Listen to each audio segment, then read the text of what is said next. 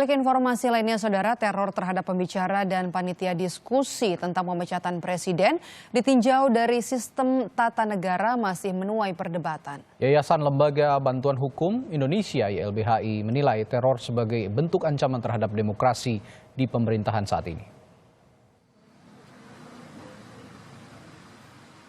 Teror berupa ancaman terhadap pembicara dan panitia diskusi pemecatan presiden ditinjau dari sistem tata negara masih belum selesai. Ancaman dan teror dianggap Yayasan Lembaga Bantuan Hukum Indonesia atau YLBHI merupakan ancaman kebebasan berpendapat dan berkumpul. Dikutip dari situs Voice of America voaindonesia.com, YLBHI, kasus ancaman ini menambah kasus dalam setahun terakhir yang sebelumnya mencapai 6.128 orang yang jadi korban ancaman dan teror saat mengemukakan pendapat. Direktur Eksekutif YLBHI Asfinawati menilai data tersebut menunjukkan adanya pengulangan karena adanya pembiaran. Saya khawatir ini disengaja sehingga orang-orang kemudian takut. Jangan aksi deh, nanti kita ditembak, dipukul, diburu, kata Asfinawati seperti dikutip dari voaindonesia.com. Pada Kamis hingga Jumat pagi, rumah pembicara diskusi yakni Guru Besar Hukum Tata Negara Universitas Islam Indonesia UI Yogyakarta, Profesor Nimatul Huda, didatangi sekelompok orang. 11 malam sampai pagi, jam 6 pagi itu masih diteror dengan cara jam 11 malam itu digedok-gedok, belnya pokoknya minta dibukain kan itu. Jam 11 malam itu ada beberapa orang, tapi nggak dibukai. Terus itu berlanjut gitu ya. Itu teror pertama. Nah, teror yang kedua adalah teror yang ada di media sosial. Itulah di media sosial juga Prof. Nima itu mendapatkan teror. Dan ini sudah kami kumpulkan semua fakta-fakta ini. Pihak UII Yogyakarta sudah membentuk tim hukum dan melaporkan ancaman tersebut ke polisi. Seperti anjuran Menteri Koordinator Politik Hukum dan Keamanan Mahfud MD, tak cuma pembicara, panitia pun diteror lewat pesan WhatsApp. Mahfud menilai diskusi soal pemecatan presiden semestinya tetap berlangsung, karena diskusi bukan makar. Untuk itu, Mahfud meminta polisi segera mengusut teror tersebut. Di luar itu, membuat kebijakan apapun, presiden itu tidak bisa, Pak, diberhentikan di tengah jalan. Apalagi hanya membuat kebijakan COVID itu tidak ada. Oleh sebab itu saya katakan ke aparat, ngapain takut, biar aja suruh diskusi. Nah, kalau ada makar malah akan ketahuan di situ. Syarat-syarat untuk menjatuhkan presiden itu sudah ada ukurannya, baik menurut Undang-Undang Dasar maupun menurut Undang-Undang sudah ada gitu. Sehingga tidak perlu takut, itu ilmiah saya bilang. Tapi kemudian saya tanya ke UGM tidak jadi, Pak. Nah, Bapak, ini penting nih informasi. Seakan-akan tidak jadi itu merupakan tindakan dari pemerintah. Saya cek ke polisi, tidak ada polisi melarang. Diskusi bertajuk persoalan pemecatan presiden di tengah pandemi ditinjau dari sistem ketatanegaraan membuat perdebatan di publik. Mengapa sebuah diskusi akademis jadi ancaman sekelompok orang? Sementara, kebebasan berpendapat dijamin konstitusi. Tim Liputan, Kompas TV. Lalu apakah pihak Universitas Islam Indonesia atau UII Yogyakarta sudah melapor ke polisi? Kita tanyakan jurnalis Kompas TV Michael Aryawan yang memantau di markas Polda Daerah Istimewa Yogyakarta. Michael, laporan pihak UII Yogyakarta sudah dilakukan hari ini?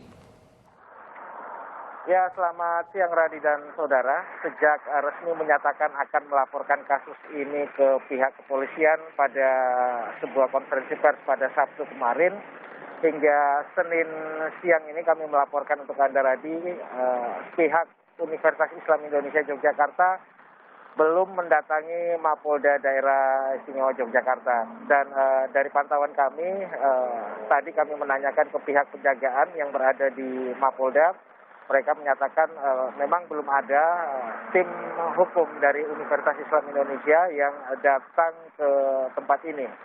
Dan Radi, kami juga mencoba mencari tahu melalui sambungan telepon tadi kepada Dekan Fakultas Hukum UI Yogyakarta, Abdul Jamil. Beliau menyatakan bahwa saat ini tim hukum sedang mengumpulkan bukti-bukti pelaporan, sehingga ketika laporan itu dimasukkan ke pihak kepolisian sudah dalam berstatus kuat, sehingga ada dua laporan yang akan disampaikan kepada pihak kepolisian. Yang pertama adalah terkait teror itu sendiri yang ditujukan kepada Guru Besar UI Yogyakarta, Profesor Nimatul Huda, dan satu lagi dugaan provokasi di media sosial dan dugaan provokasi ini diduga dilakukan oleh salah seorang dosen di perguruan tinggi negeri di Yogyakarta.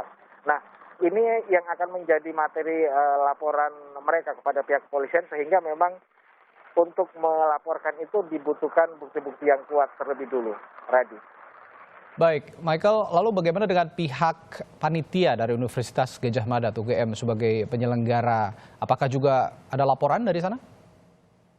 Ya, Radi, terkait penyelenggara diskusi tersebut yang merupakan mahasiswa program S1, hingga saat ini memang mereka belum menyatakan kepada awak media apakah akan melaporkan kasus ini atau tidak, dan kami sempat menghubungi mereka. Mereka menyatakan memang saat ini tengah konsolidasi, sedang fokus untuk menangani psikologi mereka yang menjadi korban teror, terlebih lagi teror juga dilakukan pada pihak keluarga. Namun Universitas Gadjah Mada menyatakan bahwa ketika laporan itu akan dilakukan, mereka siap pasang badan, artinya mereka siap melakukan pendampingan, dan itu diserahkan sepenuhnya kepada para mahasiswa sebagai korban apakah akan melaporkan atau tidak.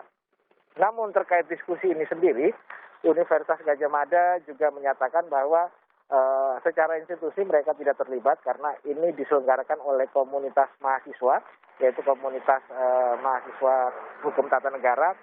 Nah, namun yang mereka sayangkan bahwa walaupun ini tidak diselenggarakan secara resmi oleh Universitas Gadjah Mada, namun kebebasan akademik di dalamnya menjadi spirit dari diskusi itu, sehingga sebaiknya atau seyogyanya tidak ada teror yang dilakukan. Radi. Baik, terima kasih. Michael Aryawan melaporkan langsung dari Yogyakarta. Usai